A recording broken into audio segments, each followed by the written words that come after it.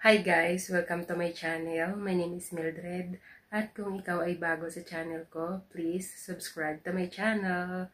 So, update ko lang kayo kung sa aking vlog about sa domestic helper. Para dun sa mga nanonood sa akin, ako ay nag-apply bilang isang domestic helper dito sa Hong Kong. At na-i-vlog ko nga yan sa mga previous video ko. Para dun sa mga nanonood, i-update ko lang kayo. So, andito na ako sa Hong Kong. 1 month na ako dito, guys. At nakatanggap na ako ng salary ko. Nakuha ko na yung isang buwang sahod ko dito. Yun ay 4,990 sa Hong Kong dollar. At kung i-convert mo siya sa piso is tumanggap lang ako ng 35,000 plus kasi mababa yung palitan ngayon, guys. Kumpara noon na medyo mataas yung palitan, kung hindi ko naabutan itong mababang palitan, sasahurin ko sana nasa 38 or 37 kasi nga depende sa palitan. Pero simula nung dating ko dito, guys, bumaba yung palitan ng dollars. Kaya yung sahod ko pumapatak na 35 lang instead of 37. Okay? So pwede maging 40 kung hindi ako magde-day off. Depende sa'yo yun kung magde-day off ka or hindi. Pero nakalagay talaga sa kontrata, every week yung day off mo. At kapag naman hindi ka nag-day off, syempre babayaran nyo yung hindi pag-day off. Diba sa 1 month, merong 4 na Sunday, at hindi ka nag-day off. So, kunwari sa loob ng isang buwan, hindi ka nag-day off, di may 4 na araw. So, ipa-plus mo yun dun sa iyong minimum na sahod, at yun na yung kabuuan ng iyong sasahuran. So, pumapatak yun na nasa 40 plus kapag hindi ka nag-day off ng isang buwan, okay? Pero para sa akin, hindi ko kakayanin na hindi magde-day off ng isang buwan. Kasi alam niyo yun, nakaka-stress or nakakapagod din naman. Kailangan nating magpahinga, of course. Kailangan nating ipahinga yung ating isip. Ayan. Kailangan ipahinga natin yung ating katawan. Ayan. So, sa mga gustong malaman kung kumusta naman yung amo ko dito, kung kumusta naman yung trabaho ko dito. Yung trabaho ko dito, guys, ay all around. Ibig sabihin, maglilinis ng bahay. Tapos, meron pa akong alagang bata. 2 yung alaga akong bata, guys. Pero, hindi ko naman yung solo. Kasi, yung mami nila, walang trabaho. So, magkatulong kami sa pag-aalaga ng bata. Okay?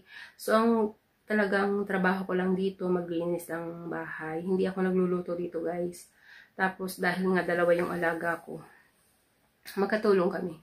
Hindi ako nagluluto, hindi rin ako, sa pagpapalengke, guys, magkasama kami ng amo ko. Tapos, hindi rin ako dito nagpa-plancha. Ayan. Kung ikukumpara ko yung trabaho ko dito at trabaho ko sa Singapore dati, mas mabigat yung trabaho ko sa Singapore kaysa dito, guys. Kasi sa Singapore, all around talaga ako doon, guys.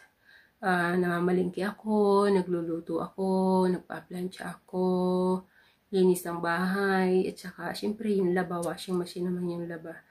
Tapos, may ilaga pa akong matanda, ayan. So, dito, 2 yung alaga ko. Medyo mamagaan naman yung trabaho, kaya lang, nakapokus ako dapat sa bata. Dapat talaga, sa bata talaga nakatutok yung aking mata kapag nag-aalaga ako ng bata. Yung amo ko kasi, guys, maselan siya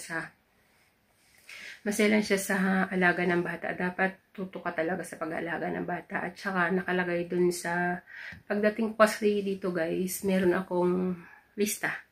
Yung lista ng mga gagawin ko dito.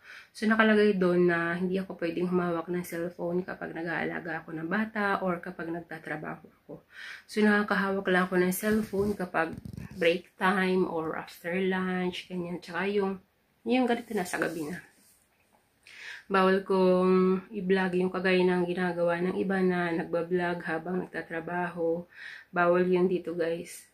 Tapos, yun nga, bawal ko ding kunan ng video yung alaga ko, tsaka syempre sila bawal din. Alam ko naman yung mga ganong rules. Okay, tapos, ayan, ano pa ba yung pwede kong i-share sa inyo? Dito sa amo ko, hindi naman sila masyadong maselan. Kasi nung nasa Pilipinas pa ako, ang sa amin ng broker namin dito, konti lang daw yung dalhing damit kasi hindi daw nagpapagamit ng washing machine yung ibang employer.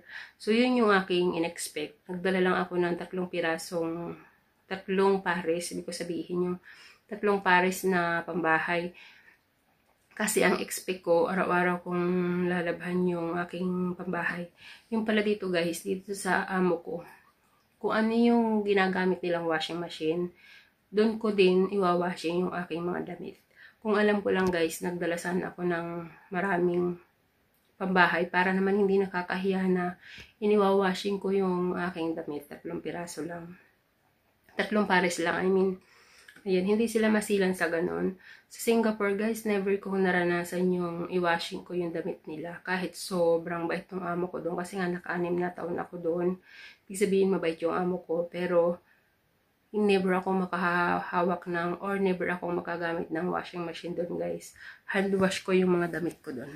Hindi, sa Singapore, kasama nila ako ang kumain. Ibig sabihin, kasabay sa isang lamesa. Isang lamesa, nakaharap din ako doon. Pero dito, hindi nila ako kasabay kumain sa isang lamesa. Pero kasabay nila akong kumain, nakabukod lang ako ng lamesa. Kasi nga, siguro ganun yung patakaran nila. Pero kung ano naman yung kinakain nila, ganun din yung kinakain ko. Tapos, hindi naman sila maselan sa mga plato, ganyan. Kasi doon sa Singapore, guys, nakabukod na yung kainan ko. Kunwari, yung plato, mangkok, tasa, kutsara, tinidor. Yun na yung kung ano yung ginamit ko noong umpisa. Yun yung ginamit ko sa loob ng 6 na taon. Dito sa amin ko ngayon, hindi. Kahit ano yung gamitin ko, okay lang sa kanila. Ayun, hindi sila maselan doon. Tapos, hindi din naman dito masyadong maselan sa linis. Hindi pa naman siya nagre-reklamo sa linis ko. Ang nireklamo nila sa akin, medyo masilan siya sa paghuhugas ng plato. Kasi nung mga unang araw ko dito, lagi siyang nagre-reklamo sa paghuhugas ko ng plato. Kasi hindi daw masyadong balaw, ganyan. Ayan. So, yun lang. Kaya, simula nun, of course, sinabi niya na sa akin na ganun. Yun. Iniwasan ko ng maghugas ng magmadali. Imbis na, kunwari, isang plato lang, patatagalin ko yung hugasan kasi ayaw nila nung. Ayan, so yun lang yung share ko sa inyo guys. Kung sa mga interesado nga palang mag-apply bilang isang domestic helper dito sa Hong Kong, pwede kayong mag-comment down below para pwede ko kayong i-refer or i-direct dito sa broker namin dito sa Hong Kong. Okay? So, comment na lang kayo sa baba kung interesado kayo, okay?